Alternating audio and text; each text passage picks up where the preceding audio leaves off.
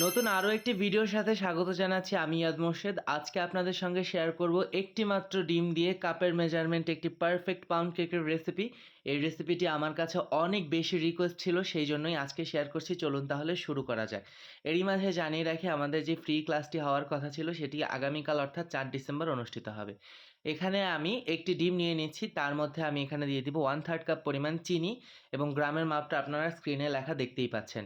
তার সাথে আমি এখানে ব্যবহার করব 3-4 ফোঁটা মতো ভ্যানিলা এসেন্স। আমি এখানে অথেন্টিক ভ্যানিলা এসেন্স ব্যবহার করছি, এটার ফ্লেভার অনেক বেশি ভালো আসে।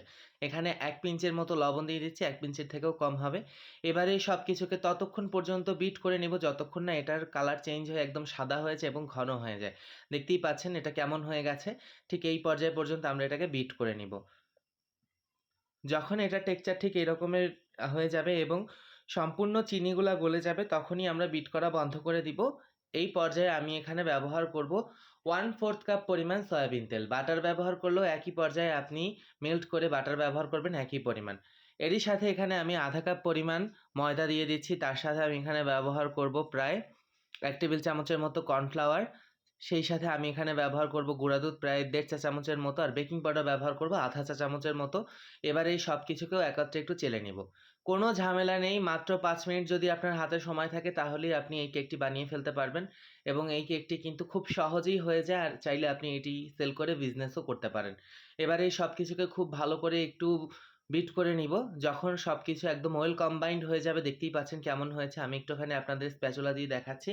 এই পর্যায়ে যখন চলে আসবে তখন আমরা এটিকে একটি মোল্ডের মধ্যে নিয়ে নিব।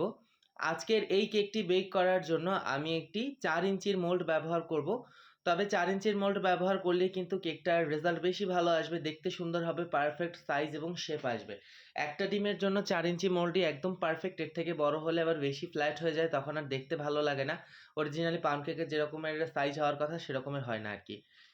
মোল্ডের মধ্যে আমি ব্যাটারটাকে নিয়ে নিলাম। এবার আমি হাতের মধ্যে সামান্য পানি নিয়ে এই ব্যাটারটাকে ঠিক মাঝখান থেকে কেটে দিচ্ছি, যাতে করে সেই বেকারির মতো করে ওপরের দিকটা একদম সুন্দর করে ফেটে ওঠে। দেখতেই পাচ্ছেন। এবারে আমি 160 ডিগ্রি প্রিহিটেড ওভেনে এটাকে আপ ডাউন হিট অন করে 25 মিনিটের জন্য বেক করে নেব। আমার প্রায় 24 মিনিটের মাথায় এটা বেক হয়ে গেছে। তো এরপর ঠান্ডা করে আপনাদের সঙ্গে শেয়ার করছি।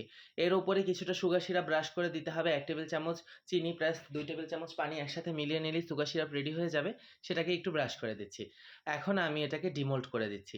আপনারা সবাই 1 ডিমের রেসিপি চেয়েছিলেন, তাই আজকে আপনাদের সঙ্গে 1 ডিমের রেসিপি শেয়ার করলাম। আপনাদের কেমন লাগলো ভিডিওটা অবশ্যই জানাবেন। ভিডিওটা ভালো লাগলে আমাকে ফলো করে আমার সাথেই থাকবেন, অথবা আমার চ্যানেলটিকে সাবস্ক্রাইব করবেন। দেখা হবে আপনাদের সঙ্গে আবারও নতুন কোনো ভিডিও নিয়ে। সেই পর্যন্ত সবাই ভালো থাকুন, সুস্থ থাকুন। আল্লাহ হাফেজ।